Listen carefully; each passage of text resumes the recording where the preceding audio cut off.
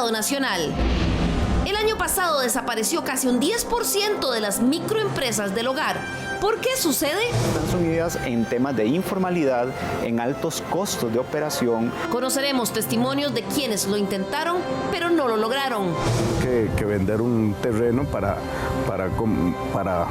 cumplir con los compromisos. Esto es Estado Nacional.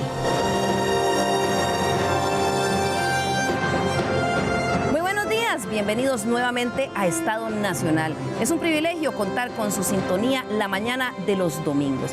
Hoy vamos a analizar las cifras dadas a conocer por el Instituto Nacional de Estadística y Censos esta semana, que señalan cómo el año pasado desapareció casi el 10% de las microempresas del hogar en Costa Rica. Para analizar este tema nos acompaña el día de hoy don Eddie Madrigal, coordinador de la Encuesta Nacional de Microempresas de los Hogares del Instituto Nacional de Estadística y Censos, INEC. Buenos días, don Eddie. Bienvenido a Estado Nacional.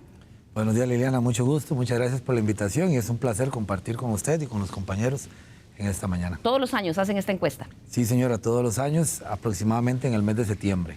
Por eso es que nos permite ir viendo el pulso de cómo se comporta el parque empresarial de pequeñas y medianas empresas. Además, el día de hoy nos acompaña don Adrián Morazán, a quien consultamos frecuentemente aquí en Estado Nacional. Él es vicepresidente de la Cámara Costarricense de Pequeñas y Medianas Empresas. Bienvenido, don Adrián. ¿A cuántas empresas representan ustedes? Muchas gracias, Liliana, por permitirnos estar acá.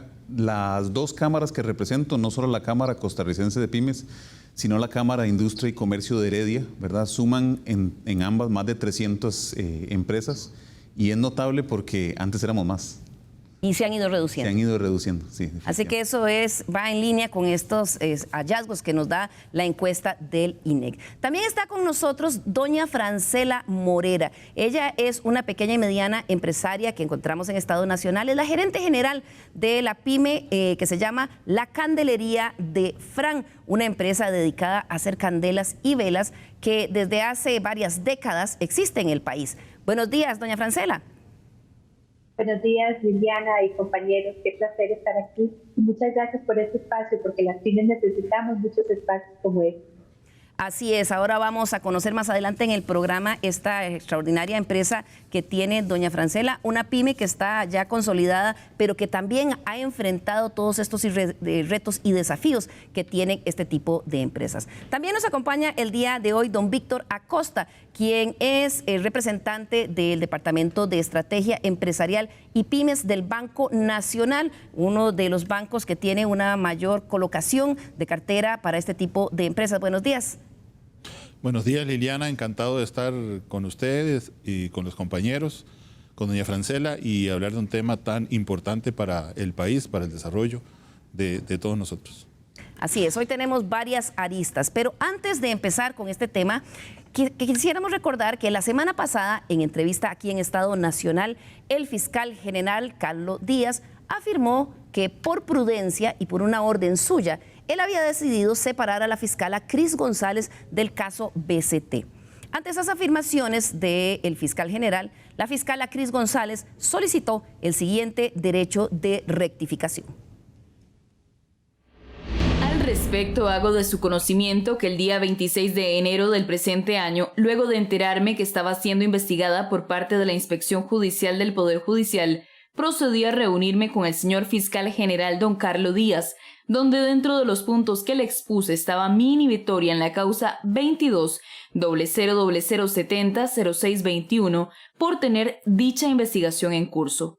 Posteriormente, para formalizar esa gestión, ese mismo día le remití un correo electrónico a la secretaria del despacho de la Fiscalía General y al señor fiscal general, por medio del cual en el asunto se indica: inhibitoria causa 22-0070-0621 PE, y en el cuerpo del mismo expresé que me había enterado por los medios de comunicación colectiva que existía una investigación en la inspección judicial en mi contra, por lo cual me inhibía de participar en el desarrollo de cualquier gestión relacionada con dicha causa, con el propósito de mantener la objetividad que prima en el Ministerio Público y como lo establece el Reglamento para la Prevención, Identificación y la Gestión Adecuada de los Conflictos de Interés en el Poder Judicial.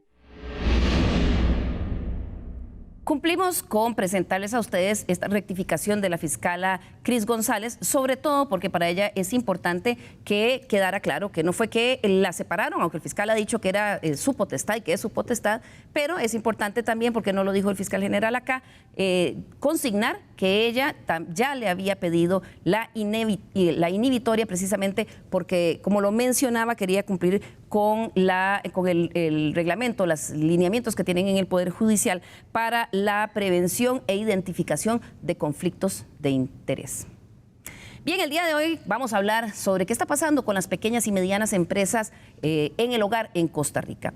Y es que del año 2021 al 2022 desaparecieron casi 44,000 microempresas del hogar, según las últimas estadísticas del INEC. Las razones van desde quienes habían emprendido durante la pandemia y luego encontraron un nuevo trabajo, hasta quienes ven fracasar el sueño debido al poco acceso a financiamiento, altos costos de operación y problemas de mercado, entre otros factores. Veamos. El año que recién pasó fue una prueba de fuego para muchos emprendimientos nacionales que operan desde casa. Esos que luchan por subsistir a pesar de las adversidades con tal de generar un sustento para la familia. Según la encuesta nacional de microempresas en los hogares del Instituto Nacional de Estadística y Censos, INEC, mientras que en el 2021 se contabilizaban 454.650 empresas de este tipo, el 2022 cerró con solo 410.745, es decir, una disminución de casi el 10%. Las razones de la caída son diversas. Es un comportamiento que se da post pandemia o digamos en la salida de la pandemia. Y es personas que tomaron la decisión de empezar un negocio por necesidad en el marco de la pandemia, que se quedaron sin empleo, que cerraron algunas de las empresas, empiezan a generar ese ingreso a través de una iniciativa empresarial. Sin embargo, en muchos de esos casos son personas que vuelven a encontrar un empleo y dejan su actividad empresarial, vuelven a la empleabilidad. Eso no quiere decir que todas esas 9,000 tengan esa circunstancia. Y es que del total de más de 410,000 empresas que sobrevivieron el año pasado, 395,438 son lideradas por personas trabajadoras independientes. El 65.4% de este tipo de empresas son lideradas por hombres y solo el 34.6% por mujeres. Según el estudio, entre las personas trabajadoras independientes en este tipo de emprendimientos predomina la baja escolaridad.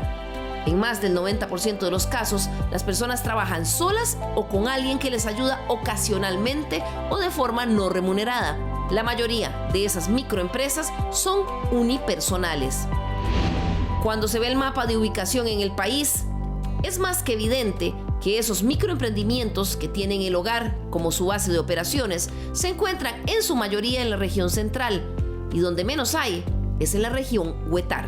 Según los expertos, estas empresas arrastran una serie de debilidades. En realidad nos encontramos con problemas estructurales que enfrentan las microempresas particularmente, que están sumidas en temas de informalidad, en altos costos de operación, que el tema del acceso a servicios no financieros y también de acceso a servicios financieros es limitado y entonces su capacidad para poder mejorar su esquema de producción y para poder crecer en el mercado empieza a ser una dificultad y entonces muchas veces cuando tenemos periodos de crisis, pues evidentemente se les dificulta replantear su modelo de negocios y hacer frente a las nuevas realidades que tiene el mercado. Según el INEC, de esas microempresas, el 80% no tiene ningún tipo de registro. Casi en su totalidad no están inscritas en el Registro Nacional. Y la razón por la que casi la mitad decidió probar como emprendedor fue por razones de necesidad. Si vemos el comparativo entre el 2021 y el 2022, la necesidad como principal razón se redujo en más de un 8%, aunque la oportunidad como principal motivador para hacerlo subió. En el parque de microempresas del hogar actualmente, el 20% se dedica al comercio, 15% a servicios profesionales, un 14% a industrias de manufactura, el 13% al sector agropecuario, un 11% a otros servicios, en transporte un 9.5%, construcción un 9% y en alojamiento o servicios de comida un 6.4%. Las actividades agropecuarias y de servicios son más intensivas en zonas rurales y costeras. Hoy, en Estado Nacional, conoceremos algunos casos de quienes lo intentaron, pero el 2022 los dejó con una experiencia para el olvido. Pero también a quienes lo siguen intentando, a pesar de todo. Esos son los datos. Comenzamos con don Eddie del Instituto Nacional de Estadística y Censos. ¿Cómo se hace esta encuesta? ¿A quiénes se entrevista? ¿De qué manera se hace? ¿Cuándo se hace? Bien, muchas gracias por la invitación nuevamente. Bueno, la encuesta de microempresas nace con el propósito de entender aquellas actividades económicas que las personas emprenden a lo interno del hogar. Son actividades económicas, vamos a decir, incipientes y, como se mencionaba en la nota, surgen por diferentes necesidades y en algunos casos por tradición. Ahora, la encuesta tiene un marco conceptual que se llama de encuestas mixtas o 1, 2, 3. Este es un poco extraño y pocas veces se utiliza. Las empresas que nosotros identificamos y que investigamos nacen a partir de la Encuesta Nacional de Hogares. La Encuesta Nacional de Hogares, que es probablemente una de las operaciones estadísticas más fuertes que tiene el INEC, la realizamos durante el mes de julio y ahí entrevistamos a alrededor de 13.400 viviendas. Y dentro de esas viviendas, al analizar el ingreso y las características de ellas, identificamos a estas personas que son emprendedoras y que tienen su propio trabajo. Entonces, en el mes de septiembre, volvemos a ir al hogar de las personas para indagar específicamente, ahora no solamente su ingreso y su característica general, sino estas otras características que ellas tienen. La encuesta se realiza durante un mes aproximadamente. Y bueno, se hace de manera presencial, vamos a cada una de las viviendas. ¿Qué tamaño es la muestra? Les consultamos. La muestra depende de lo que arroje la Encuesta Nacional de Hogares. Alrededor de 2.500, 3.000 es lo que habitualmente se presentan de la ENAO.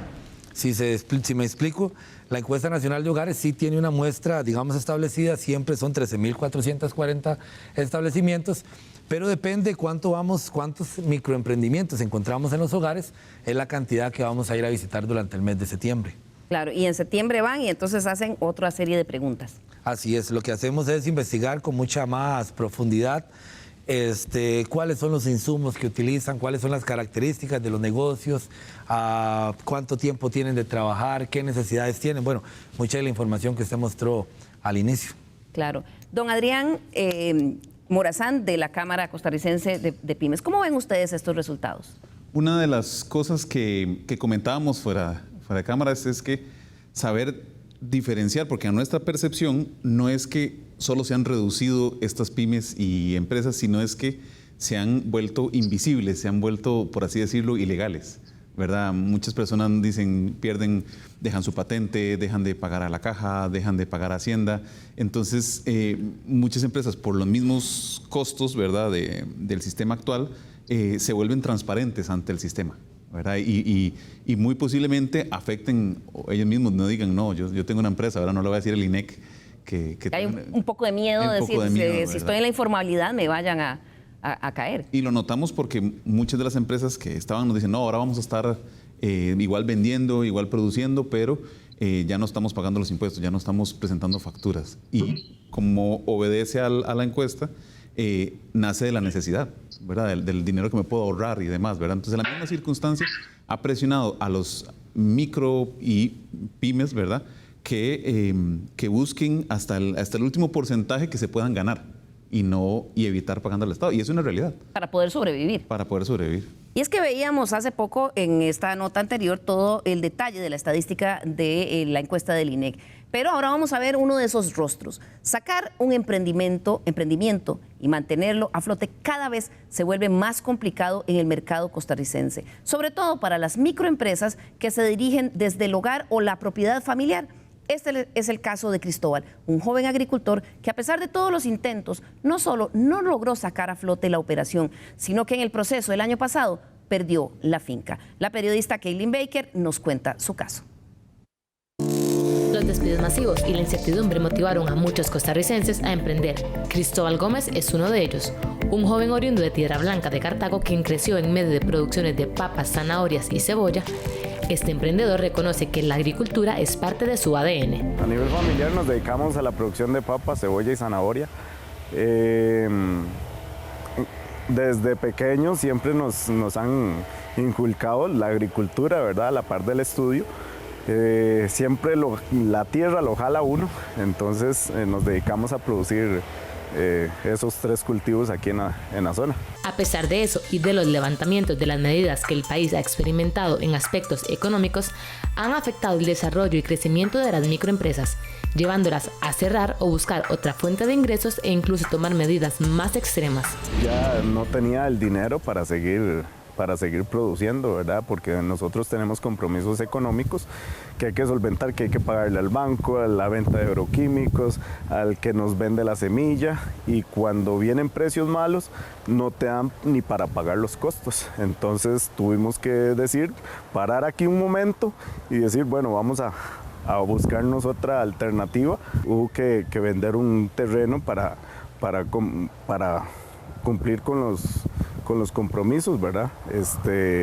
Nosotros a veces hay que tomar decisiones muy duras y arrancar de cero, pero ese arrancar de cero uno espera que el Estado lo apoye a uno a volver a reincorporarse, digamos, en lo que sabe uno. No sentir apoyo o tener poca información por parte del sistema bancario o entidades de desarrollo le impide al micro o pequeño empresario salir adelante en medio de la crisis que azota muchas veces en momentos inesperados. Siempre nos han hablado de Banca para el Desarrollo, pero eso funciona para unos cuantos, ¿verdad? Para el pequeño y mediano productor no está funcionando. Nosotros, bueno, aquí en la zona hay muchas personas jóvenes que quieren emprender a producir papas, cebolla y zanahoria, a buscar alternativas, incluso industriales y de exportación, pero no tienen los recursos o no tenemos los recursos para emprender, ¿verdad? Los altos costos de fertilizantes hasta la desigualdad al momento de vender sus productos llevaron a Cristóbal a dejar a un lado su deseo de ser agricultor, pero esa decisión generaba incertidumbre en su familia. Los precios no me están pagando los costos, no me está ayudando con la parte comercial.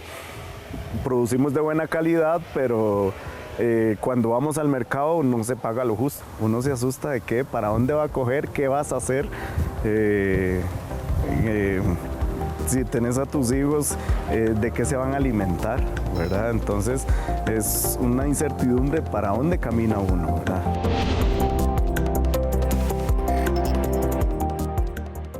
Bien, el caso de Cristóbal y su familia es el de muchos costarricenses que en el año pasado ya no pudieron sacar a flote, don Adrián, estas empresas, estos emprendimientos, estos sueños, y ustedes también en la Cámara han tenido algunas de estos casos. Sí, no solo en la Cámara, sino que lo notamos en todos los empresarios y empresarias que participan o no de la misma. Hemos visto personas, sobre todo en el sector tecnología, el sector industrial, que ahora que las empresas en Costa Rica, ¿verdad?, afloran las de tecnología, han preferido cerrar su negocio, no porque quieran, sino porque los ingresos no eran lo suficientes, como decía, ¿qué pasa cuando tienes hijos y demás y no sabes cómo mantenerlos? Entonces, nace la idea de un trabajo fijo, y algo interesante es que muchas de las personas que emprenden es porque más bien estaban cansadas de ese trabajo fijo, de esas rutinas agobiantes, y dicen, no, voy a emprender, voy a tener una vida diferente. Y la pandemia lo que les dejó es decir, no puede tener esa vida diferente, vuelva a lo que estaba teniendo antes. Si es que encuentra, porque hemos visto que aunque el empleo se ha venido recuperando, pues la recuperación ha sido muy lenta. En el sector tecnología es tal vez uno de los que la gente más rápido ha recuperado, pero en los demás no. ¿Qué pasa con aquella empresaria que tenía un servicio de venta de comidas, un catering service que llaman, ¿verdad? Y después no es tan fácil colocarse, ¿verdad? Leíamos en la encuesta la poca escolaridad profesional de la mayoría de los emprendedores, ¿verdad? Ahí damos cuenta que no es... Y comentábamos con don Víctor que no son emprendedores que tenían un plan, una estrategia, y que dijeron, bueno, ya tengo este plan, tengo esta estrategia, voy a emprender. No, es una persona que de un momento a otro se quedó sin trabajo y dijo, bueno, ahora aquí voy a emprender. Y salgo a la calle a vender sin mucho conocimiento, ahora mucho a pulmón. Claro. Don Eddie, ustedes encontraban aquí, decían en la encuesta, que las características es que muchos de ellos son trabajadores independientes y que muchas son empresas unipersonales. Sí, principalmente, ¿verdad? Lo que ocurre es la naturaleza del tipo de establecimiento que estamos identificando, haciendo un poco alusión a lo que don Adrián mencionaba. Literalmente ellas son invisibles para la sociedad, digamos, o invisibles para el Estado, para la formalidad. Ahora, un ENAME no es exactamente un empleo informal. Hay algunas características técnicas que tendríamos que diferenciar. Lo cierto es que el ENAME, por su naturaleza, está escondido de la visión del Estado. Entonces, la virtud que tiene la encuesta de microemprendimientos es que logra llegar a las personas sin estar formalizadas, ¿verdad? Y justamente es lo que nosotros nos damos cuenta. Ahora, ¿qué es lo que caracteriza a un emprendedor, a un negocio de estos? Es gente que no tiene un salario asignado, es gente que no está inscrito y es gente que no lleva una contabilidad formal. Esto lo que lo hace es estar fuera del radar, exactamente.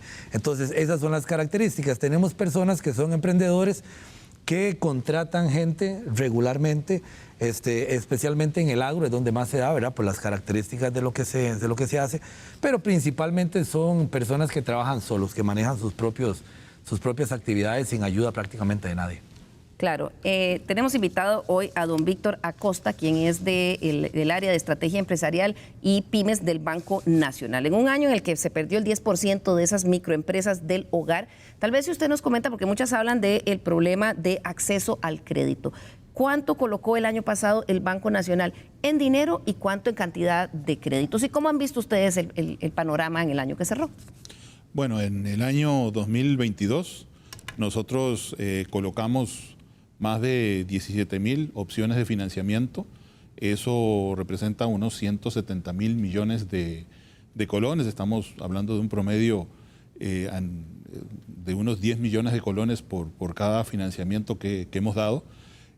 Prácticamente el 30% de esos recursos que se dieron para financiar a micro, pequeñas empresas, básicamente, fueron recursos del Sistema de Banca para el Desarrollo. Eso implica también que esos 56.000 millones que nosotros logramos colocar en el Banco Nacional permitieron, por el acceso a recursos de bajo costo, un importante impacto en empresas que necesitaban ir saliendo, ir dándole más flujo a su negocio saliendo de la pandemia. Claro, y cómo, porque muchas veces se dice que es muy difícil para las empresas ingresar a las oportunidades de financiamiento. ¿Cómo se hace para facilitar esto? Porque muchas dicen, bueno, es que nos piden estados financieros, garantías reales, flujos esperados de facturación, y muchas de esas no lo tienen. Sí. En nuestro caso, en el Banco Nacional, no necesariamente es un requisito tener estados financieros, más bien el 85% de los clientes que tenemos financiados nosotros en micro y pequeña empresa son personas físicas que desarrollan una actividad productiva, no son personas jurídicas. Ese 85%, la gran mayoría no tiene información financiera, no tiene estados financieros, a lo sumo la declaración de impuestos, sí algún registro de ingresos, de compras, y en función de eso nuestros ejecutivos de negocios se sientan con los clientes para poder estructurar justamente ese flujo de caja que a veces se necesita para saber si el negocio va a poder hacer frente a las obligaciones financieras. Entonces, esa, digamos, informalidad financiera es una realidad a la cual, digamos, los operadores financieros nos tenemos que adaptar. El Banco Nacional ya lleva más de 20 años tratando de dar esta opción, y desde el punto de vista de garantías también, la flexibilidad. Hay muchas opciones, tenemos esquemas de financiamiento que no requieren una garantía real ni un fiador, obviamente viendo el perfil y el historial crediticio de esta persona dentro o fuera del banco. También hay acceso a posibilidades de fondos de capital semilla, de fondos de garantía, perdón. Hay diferentes opciones, nosotros las que más usamos son las del Sistema de Banca para el Desarrollo, y eso le permite también a aquella persona que va a desarrollar una actividad que no tiene suficientes garantías, poder tener esa flexibilidad a la hora de acceso al crédito. El día de hoy aquí en Estado Nacional invitamos también a Francela Morera, quien es la gerente general de una empresa que se llama La Candelería de Fran. Estamos hablando de los resultados en la encuesta nacional de microempresas en el hogar, de todas las que desaparecieron. La empresa, doña Francela, no es una empresa del hogar, es una microempresa. ¿A qué se dedican? Francela, mejor cuéntemelo usted misma. ¿A qué se dedican? ¿Cuánto tiempo tienen en el mercado? ¿Y cómo ha sido ese evolucionar de micro a mediana y a empresa más grande? Bueno, Liliana, muchas gracias. Nosotros nos dedicamos a la fabricación de candelas y velas, ¿verdad? Ya tenemos alrededor de unos 40 años en este proceso. Hemos pasado por muchas situaciones. Tuvimos un incendio que fue provocado, ¿verdad? Tuvimos, la muerte de mi papá dentro de la misma empresa por un asalto. Hemos tenido varias situaciones a lo largo de la historia que no nos han permitido salir de la categoría de pymes, ¿verdad? Entonces todavía continuamos, hemos adquirido algunas máquinas que si ustedes pueden ver, ahí las máquinas nos ayudan en el enfriamiento de las materias de la candela, por así decirlo. Pero ahorita pues obviamente competimos contra empresas que nosotros hacemos más o menos 600 candelas por hora y hay maquinaria que hace 12,000 candelas por hora, ¿verdad? Entonces es mucho todavía lo que nos falta, es mucho lo que nos hace falta para cubrir un reto de pasar al siguiente paso, ¿verdad? Entonces, ¿con qué nos topamos? Con muchísimas cosas. Nos topamos con exceso de documentación, ¿verdad? El acceso al capital es algo muy, muy importante, ahorita retomando un poquito de lo que se habló, el acceso a capital es sumamente importante porque la mayoría de los fondos que tienen para banca de desarrollo, los requisitos pues son un poco excesivos, ¿verdad? Generalmente cuando uno va a pedir un crédito bancario, te ponen a dejar una propiedad en garantía.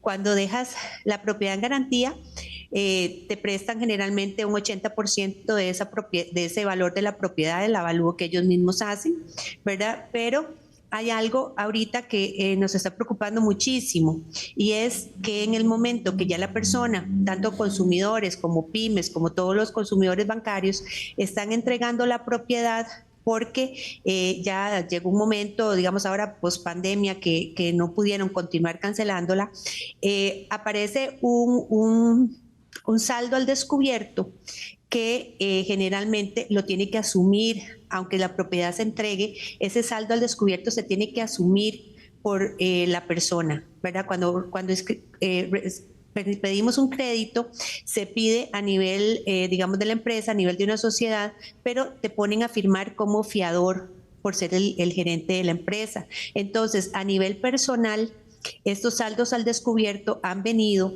a generar a que el propietario de la pyme o la persona que está siendo producto, digamos, de una alta morosidad y que no pudo continuar pagando el crédito, tenga entonces con ese saldo al descubierto que poner en peligro su casa, su carro, cuentas bancarias, todo su patrimonio personal y que viene en deterioro, obviamente, de la calidad de la familia. Doña Francela, yo conocí a doña Francela porque, sé que visitaba mucho nuestro programa Buen Día para exponer parte de su trabajo, de su producto, pero también encontré un artículo que ella escribió en el diario La República el año pasado hablando de que se necesitaba una reactivación económica y verdadero acceso al crédito para las pymes. ¿Cómo ven ustedes este año con las expectativas que hay de crecimiento económico, la posibilidad para empresas micros, como la que don Cristóbal vio desaparecer el año pasado, o para empresas un poquito más grandes como la suya? Recuérdeme cuántos empleados tiene. Y bueno, nosotros tenemos alrededor de 15 trabajadores ahorita fijos y para época de digamos, Navidad y Semana Santa, que es nuestro parte más fuerte, tenemos como 3 en extra, ¿verdad? Como no fijos. Entonces, básicamente, pues ese es el personal que manejamos. Adicionalmente, lo que me preguntabas del crecimiento, ¿verdad? Por datos de la Cámara de Comercio de Costa Rica, tenemos que el crecimiento en el 2021 fue de un 7.5%, en el 2022 que acabamos de pasar un 4.7% y se proyecta un 2.7 para este año. Entonces es algo que las pymes tenemos que tener, o sea, irnos con mucha cautela, ¿verdad? Creo que es muy necesario en Costa Rica que haya un ecosistema que geste, que las pymes crezcan, porque como vimos en los datos, la mayoría de las empresas, de las pymes son unipersonales, ¿verdad? Y las pymes unipersonales ahora también tenemos un grave problema que es, se está dando un grave problema, ¿verdad? Que en la Asamblea Legislativa no pasa el expediente que el diputado Pedro Muñoz está incentivando para la condonación para las deudas de la caja, condonación de intereses y demás de las deudas de la caja. Y muchos personas que se dedican a las pymes o a esas uniempresas se están viendo muy perjudicadas con eso. Claro, vamos a hacer aquí nuestra primera pausa comercial y al regresar vamos a ver cómo están las oportunidades para las empresas. ¿Hay realmente posibilidades? ¿Son para todas? Ya regresamos.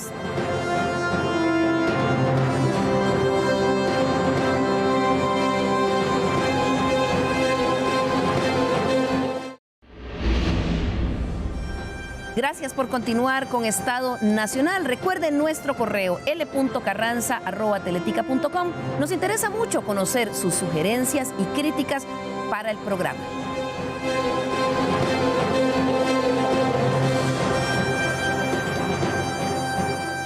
Hoy estamos hablando sobre el 10% de microempresas del hogar que desaparecieron el año pasado. Se trata de emprendimientos, en muchos casos, unipersonales. Ese, precisamente, ahí lo vemos en pantalla, fue el caso de don Ronald, que al quedarse sin trabajo probó varias opciones. Sin embargo, ante lo difícil que se ponía el panorama, en cuanto encontró un trabajo fijo, no dudó en olvidar el sueño de su empresa por irse a un lugar más seguro. Ese era el emprendimiento que él tenía, un food truck. Trató y luchó con él, pero que nos cuente el mismo qué pasó. Surgió primeramente por el tema de la pandemia. Por muchos años me he desarrollado en turismo. Sin embargo, a inicios del 2020, cuando se empezaron a dar las primeras afectaciones, se empezaron a dar las primeras bajas a nivel hotelero. En este caso con una niña recién nacida y una familia pues para salir adelante. Viviendo en la zona de Esparza y siendo de Cotobruz, vimos una idea que era el poder desarrollar un food truck en la zona de Cotobruz, principalmente tomando en cuenta que al ser food truck necesitaba un poco menos de permisos, que sabemos que eso es muy complicado a la hora de emprender, y pues llevar un poco de lo que son las comidas de la zona de Punta Arenas, específicamente a Cotobruz. Una zona como Cotobruz no todo el tiempo tiene ingresos económicos. En la parte del verano, por ser una zona de agricultura, baja mucho lo que es la parte de consumo en el food truck, y eso pues lamentablemente obligó a cerrar el emprendimiento. A veces están como los sentimientos encontrados, como le comento, a veces al principio es difícil, pero poco a poco cuando ves que lo vas logrando, que vas saliendo adelante, y usted sabe que estuvo tan cerca tal vez de llegar a esa meta, llega ese sentimiento, ¿no? Y creo que sí hay un sentimiento de por medio, todavía quedan algunas cosas guardadas que de vez en cuando las ves, pero bueno, veremos qué sucede en el futuro, ¿no? Actualmente estoy como supervisor de mercadeo en el Club Vacacional Fiesta, en el Hotel Fiesta Punta Arenas. Ya actualmente tengo 1 año y 3 meses. Imposible no solidarizarse con un caso como el de don Ronald, vecino de Cotobruz. Afortunadamente, él tiene un trabajo fijo ahora, del que está muy contento. Pero Adrián, representa mucho de ese sueño fallido que ven algunos frente a todas las circunstancias que tiene que enfrentar una microempresa, sobre todo estas unipersonales. Sí, y sobre todo porque muchas de estas pymes y empresarios nos sentimos muy alegres de generarle trabajo a las familias, ¿verdad? Son las pymes, a final de cuentas, las que mueven una gran parte de las familias en Costa Rica, y el problema no es solo cerrar, sino que cuando uno cierra hay que despedir a la gente, ¿verdad? Y hay que preguntar si todas esas empresas que cerraron habrán pagado liquidaciones y habrán hecho los procesos formales que se deberían, ¿verdad? Recuerdo uno de nuestros empresarios que tenía su segundo negocio, tenía una segunda empresa, abrió un restaurante y hace poco ponía una foto en en las redes sociales que tenía el rótulo ahí nostálgicamente tirado en el patio, ¿verdad? Y justamente comentábamos no de él, porque obviamente, como decimos, se colocó y pudo continuar, sino de las personas que dejó en el camino, ¿verdad?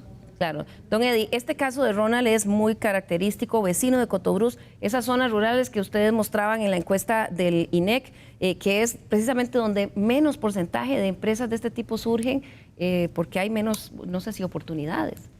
Sí, bueno, caracteriza muy bien lo que ocurre con los microemprendimientos, caracteriza muy bien aquel tema que se ha conversado algunas veces de que realmente tenemos dos Costa Ricas, ¿verdad? Una urbana, una rural. Evidencia que el impacto de la emergencia nacional por el COVID tuvo una repercusión distinta en las zonas costeras y en la parte urbana y en la parte rural, ¿verdad? Es un reflejo, ¿verdad? Cada una de las situaciones que uno puede ver se va dando cuenta que, bueno, detrás de eso hay personas y hay gente. Él dice algunas cosas que son muy interesantes, ¿verdad? Él trata de decir, bueno, vamos a llevar a este lugar aquellas características que tenemos y tiene una idea de negocio. Lo cierto es que para que estas cosas resulten se requiere todo un andamiaje, toda una estructura para que las cosas puedan ir caminando poco a poco. El tema que se conversó antes sobre la escolaridad que tienen estas personas también es bien importante, porque pues no siempre la escolaridad pues va a representarte perfectamente la capacidad de emprender que tiene la gente. Claro, conocemos muchos emprendedores Claro, sin ninguna formación que son exitosísimos. Exactamente. Lo cierto es que la educación formal pues te va a dar más posibilidades. Y cuando nosotros analizamos la gente que salió o las características generales que tiene para identificar quiénes salieron, pues se da uno cuenta que 14% disminuyó la gente que tiene estudios universitarios. Así que probablemente pues empezaron un emprendimiento y decidieron quedarse en la parte asalariada. Pero los que más disminuyeron son personas que no tienen escolaridad, ¿verdad?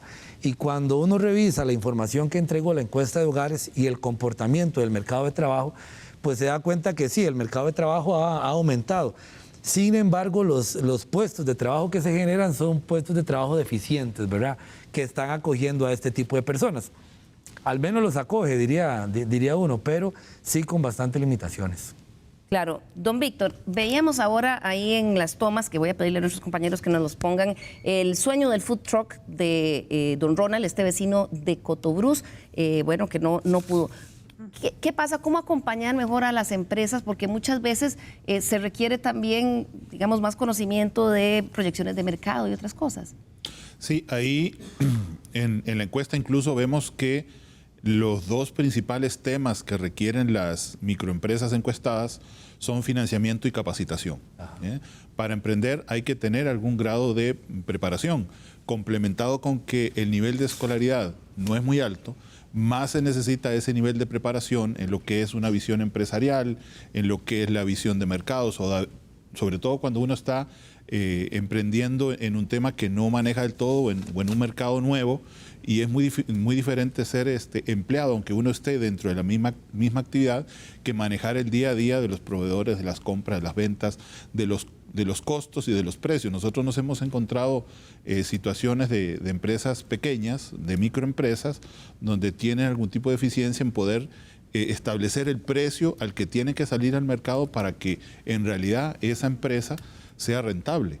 Entonces, eso también ha justificado el hecho de que en nuestro caso tengamos también un complemento, no solo de la oferta financiera, sino de acceso más o menos de unos 8 a 9 mil clientes nuestros que año a año tienen la posibilidad de actualizar conocimientos en mercadeo, en finanzas, en administración del recurso humano, en leyes laborales, porque todos esos temas son los que administra una sola persona y que tiene que incorporar en su día a día. Entonces, el complemento de financiamiento con el desarrollo, el fortalecimiento de capacidades empresariales son muy relevantes a la hora de poder llegar a tener éxito.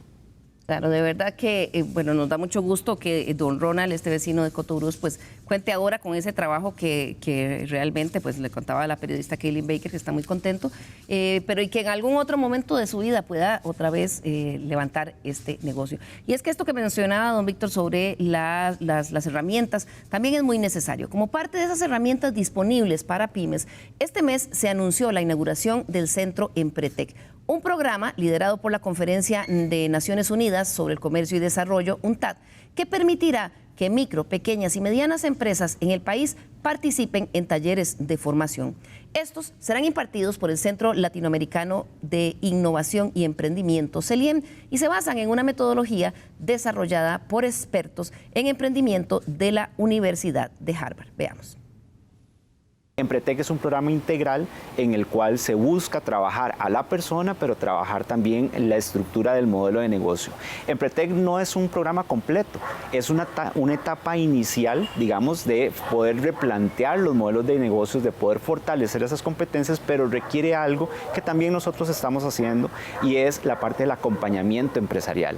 Es llevar de la mano a los empresarios, a los emprendedores para que puedan hacer crecer sus negocios. No es solamente darles la capacitación, es llevar asistencias técnicas en aquellas áreas que son medulares para su proceso de crecimiento.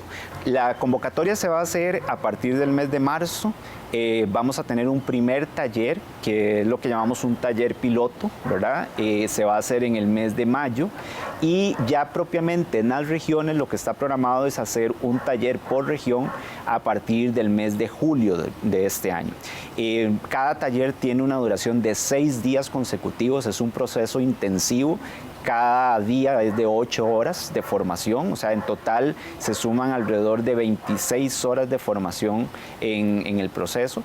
Y en la convocatoria que vamos haciendo a través de las redes sociales propiamente de CELIEM, ahí vamos convocando y a través de comunicados de prensa que estaremos emitiendo en su momento.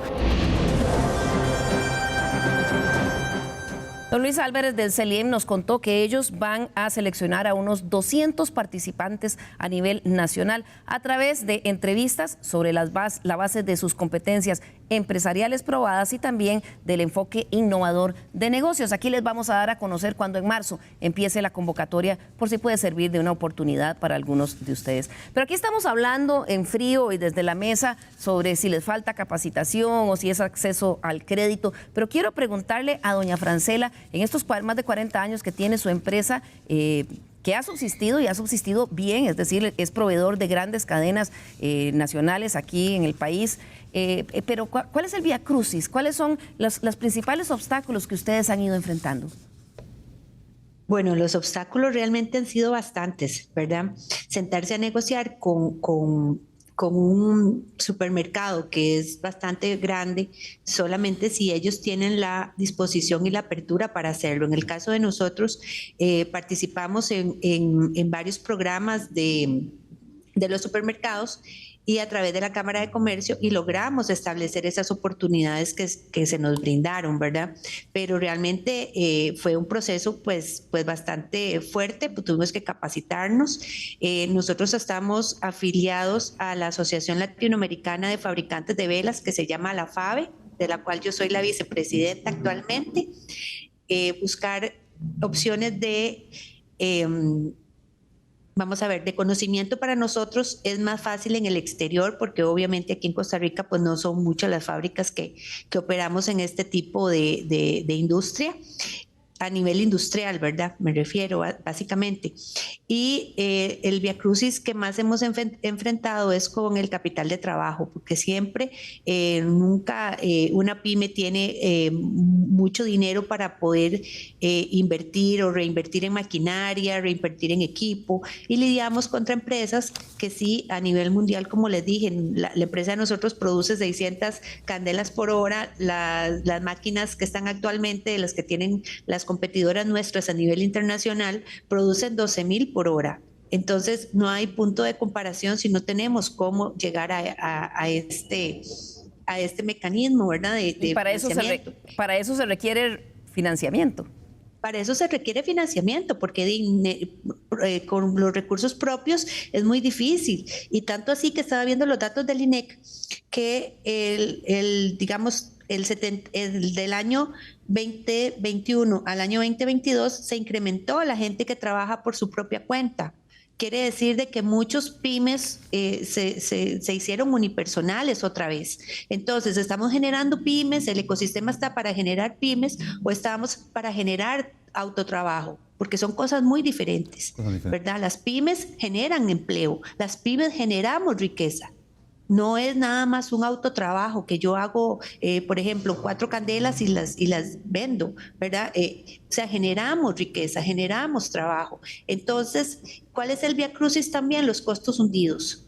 Digamos, nosotros generalmente las patentes, que eso hace unos años para acá, las patentes de las municipalidades se van en base a las ventas. Entonces son costos hundidos, porque ¿cómo puede uno estipular cuánto es lo que va a vender para generar cuánto de esos costos le podemos poner a nuestro producto? Entonces, además del impuesto de la renta, que es sobre lo que uno vende, también viene otro impuesto que es muy paralelo, porque la municipalidad no te dice en qué base o en qué estructura te va a calificar, sino es una base en base a las ventas que tuviste. Entonces, eso se va directamente a costos hundidos. Igual muchas asociaciones, por ejemplo, GS1 para los códigos de barras te pide igual para categorizarte cuánto vendiste. O sea, ¿cómo podemos las pymes subsistir en un ambiente donde solo nos quieren, ¿verdad?, ver con el billete en la frente, y realmente pues son dineros que no tenemos, son dineros que nos cuestan, son dineros que nos tenemos que trabajar, son dineros que tenemos que conseguir, ¿verdad? Adicionalmente, la burocracia, sí, para renovar un permiso de salud, de funcionamiento, te pide el ministerio que deposites $20, que $20 cualquier pyme lo puede hacer, pero para una certificación eléctrica que se necesita, te piden 500,000 colones, porque son solo ciertas empresas las que están certificadas ante el ministerio para hacer ese trámite. Entonces, ¿verdad? No es cualquier ingeniero eléctrico que te puede dar esa certificación, no, son los únicos que están inscritos en el Ministerio de Salud y aprobados por ellos, porque si no perdiste el dinero de la certificación que solicitaste. Entonces, esos 500,000 colones, pagarlos de un solo tiro a un ente para que te certifique eso, es mucho dinero, ¿verdad? Claro. Entonces, son muchísimos los gastos hundidos que tenemos, que aunque nos den capacitación de cómo tenemos que cobrar, cuánto tenemos que cobrar, eso es muy difícil, porque eso se va directamente desde la ganancia. No sabemos cuánto podemos cobrar. Claro, y aparecen todas estas cosas, como dice usted, que van surgiendo, que si cambió una normativa en el camino y entonces ahora hay que hacer cambios. Me llama mucho la atención eso que mencionaba Francela, y le voy a preguntar a Adrián, porque en efecto, si el desempleo se ha mantenido más o menos estable, bueno, con una cifra realmente preocupante. El último trimestre móvil dice que el desempleo abierto es de 11.7%, más o menos al principio del año pasado estaba en 11.4%, es decir, se ha mantenido, pero cayó el 10%, desapareció casi el 10% de las microempresas en los hogares. Es evidente que tenemos, Adrián, probablemente estadísticas de desempleo hundidas. Hay algo muy interesante también, que es un fenómeno que se está dando, es: yo no tengo dinero para pagar un salario base más la caja, y la persona, el que quiere ser empleada, acepta la irregularidad porque de todas formas no va a conseguir un trabajo. Piensa, ¿eso es eso o nada? Entonces, se está dando la coyuntura en que el empleador te dice: yo te contrato sin caja, y el empleado dice: lo acepto porque no me queda de otra. Entonces, nos damos cuenta que hay empresas que dicen: tenemos 10 colaboradores, de los cuales 5 están en caja, 5 no, ¿verdad? O la gente que te dice: estos van a estar irregulares y estos no, pero la gente lo acepta porque no hay de otra. O ahora con el aumento, a mí me llegó el mensaje de: este es el nuevo salario mínimo no sé qué, ¿verdad?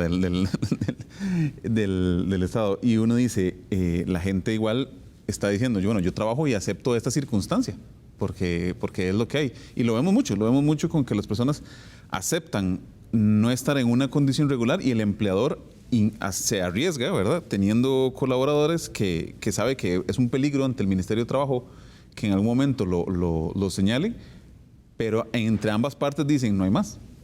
Claro.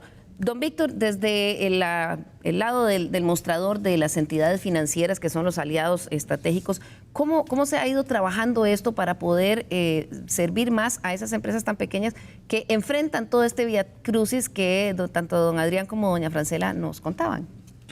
Bueno, en ese caso y en esas situaciones, nosotros valoramos las circunstancias por las que viven las empresas.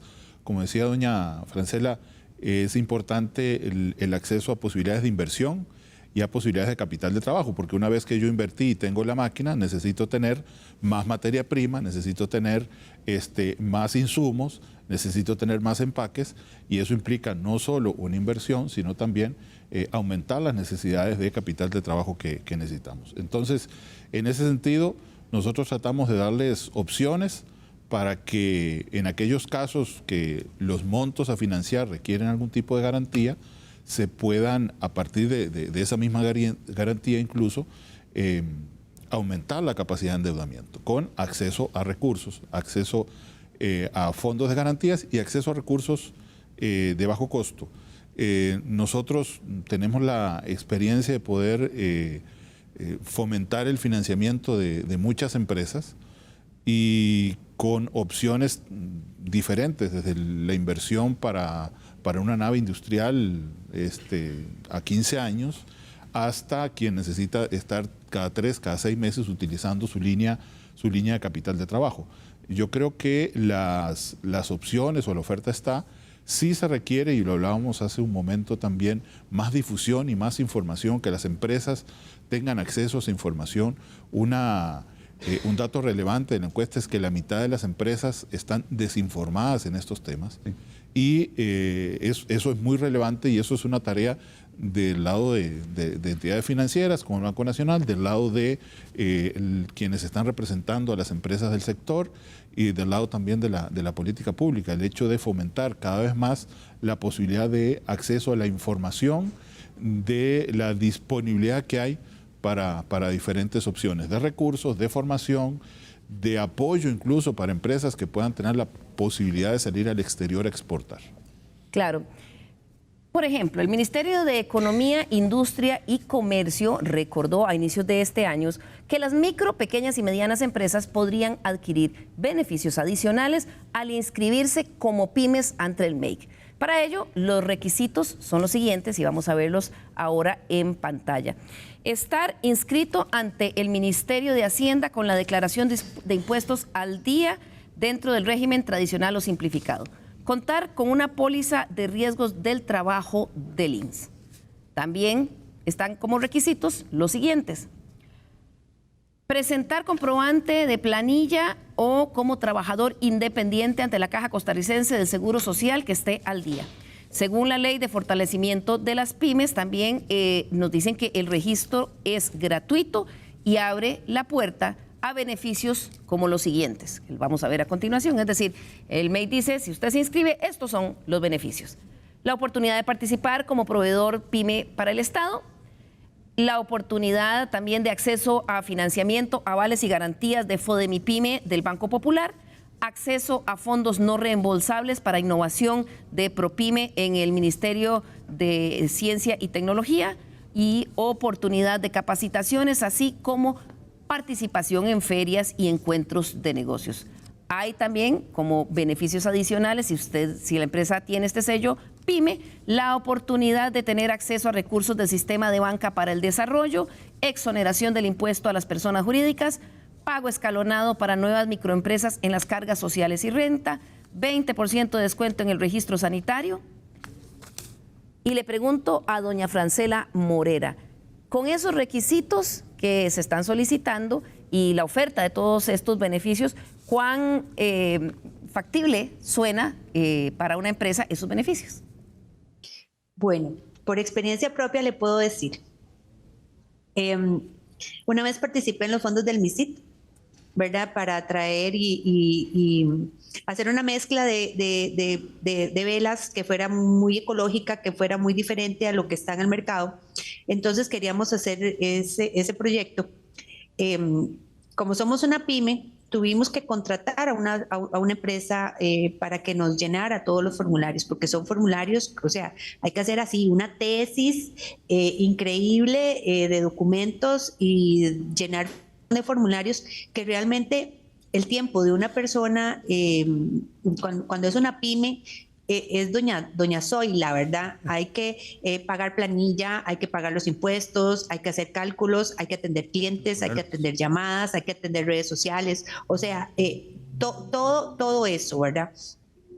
Eso por el lado de los fondos no reembolsables, que generalmente con tantos requisitos actualmente dejan al 80% de las pymes afuera. Y generalmente las que participan son siempre las mismas pymes que ya están en otro nivel, en otro estatus, ¿verdad? Que ya son más microempresas, no tanto pymes, ya están o medianas o siguen participando, ¿verdad? Entonces, una vez consiguen esos fondos no reembolsables, participan la siguiente vez y vuelven a ganar los fondos no reembolsables y así han ido y así han crecido, ¿verdad? Y está bien, no estoy diciendo que esté mal, ¿verdad? Pero generalmente son las mismas empresas las que siempre participan y las que siempre tienen, porque cumplen con todos esos requisitos, ¿verdad? Claro, ya están. Don Adrián, ¿quería agregar algo a lo que decía doña Francela? Sí, justamente como decía ella, es prácticamente lo mismo. Eso es una realidad. Nosotros somos 12 en la empresa, doña Francela son 14, pero esos requisitos, caja, Hacienda, INS, no son una realidad para todos estos trabajadores independientes unitarios, ¿verdad? O sea, para cuando uno ya tiene esos puntos, muchas veces uno dice, y a mí me pasó con Banca de Desarrollo, cuando nosotros empezamos en el 2014, lo opté, no fui una posibilidad. Tiempo después, cuando llegaron a ofrecer, digo, ya no lo necesito, o sea, lo necesitaba en los inicios, ¿verdad? Entonces también suenan muy bien los beneficios, pero esos requisitos son inalcanzables, digamos, del sello PYME para una persona que está arrancando. Claro, y brevemente, don Víctor, pasa mucho también, conozco a alguien ahora que me decía, en mi familia vamos a empezar un emprendimiento, ya mi hija lo está poniendo todo, tiene que comprar un mobiliario, no podemos conseguir préstamo, entonces lo estamos haciendo a través de la tarjeta de crédito. Y entonces vamos, ¿cuál es el vehículo financiero que estamos usando para empezar una pyme? Y eso puede significar la muerte desde antes del nacimiento. Sí, definitivamente. Una empresa que nazca 100% apalancada en crédito y sobre todo si es a través de un instrumento que no es el adecuado, como es una tarjeta de crédito, tiene una alta probabilidad de no alcanzar el éxito. Entonces, por eso, digamos, en la oferta de productos y servicios y en la información está saber qué es lo que yo necesito y qué de lo que está disponible me puede ayudar a mí a salir adelante.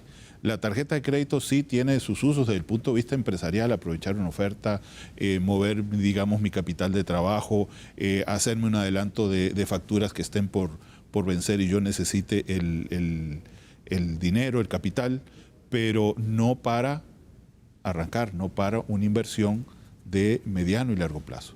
Claro, se nos acaba el tiempo, voy a pedirle a nuestros invitados que en un minuto, si se puede menos, nos den una reflexión final de este tema. Voy a empezar con usted, doña Francela Morera, de la Candelería de Fran.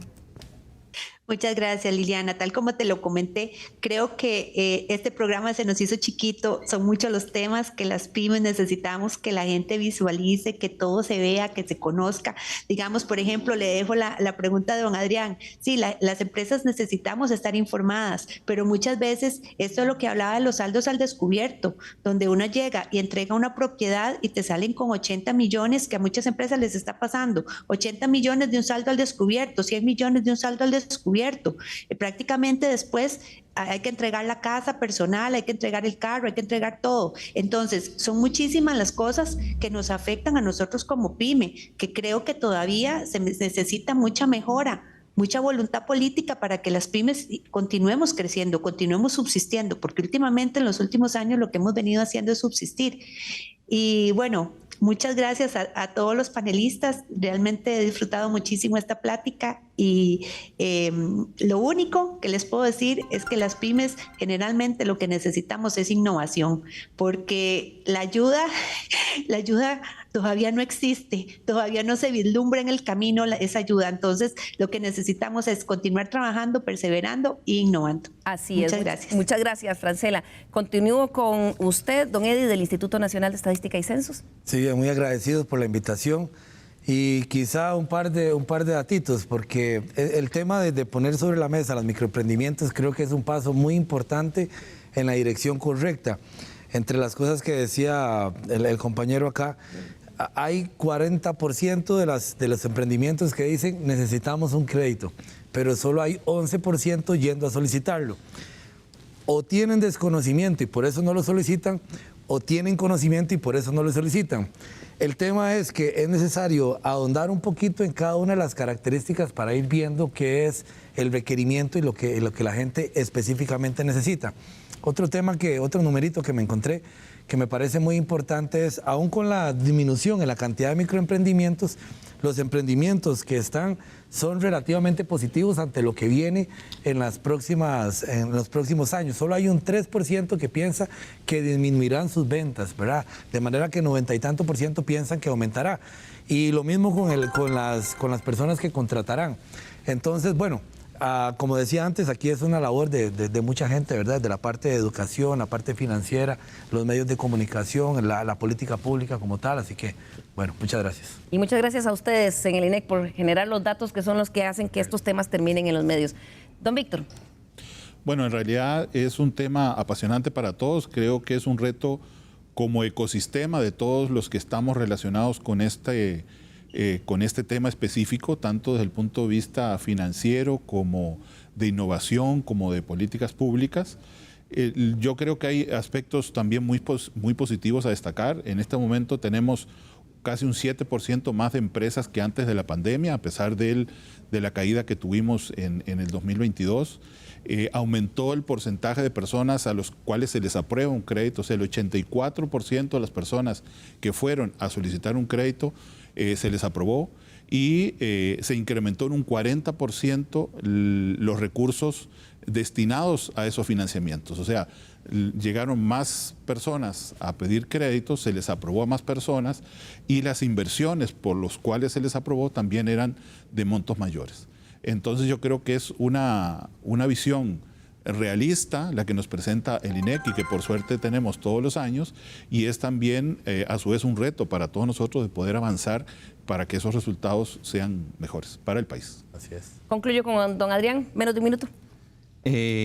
Agradecer a todos los que participaron el día de hoy, pero dejar 2 puntos claros. Bueno, invitar a todas las personas que están emprendiendo, empresarios, empresarias, que se acerquen a las cámaras, la Cámara de Alajuela, la Cámara de Heredia, la Cámara de Pymes, porque esos datos de innovación, ese networking, ese incluso espacios para compartir los dolores y las victorias, es mejor cuando se hacen en equipo, ¿verdad? Cuando se hacen en grupo, cuando hay un espacio sano para compartir ideas, y las cámaras brindan esa opción. Y por otro lado, la tecnología y la innovación que nos decía Francela está a la mano. Los que nos dedicamos al comercio electrónico sabemos que esas tecnologías se pueden utilizar, y que está en nosotros dejar el miedo y dejar la idea de que solo somos un país, como decir, dejado de Centroamérica, ¿verdad? Todas las tecnologías están a la mano de las pymes, y a veces es más inteligencia que empuje, ¿verdad? A veces más discernimiento que simplemente esfuerzo. Y agradecer de nuevo, Liliana, el espacio. Muchas gracias a ustedes y a ustedes en los hogares. Nos vemos la próxima semana, porque se nos acabó el tiempo hoy, aquí en Estado Nacional a las 10 de la mañana. ¡Feliz día!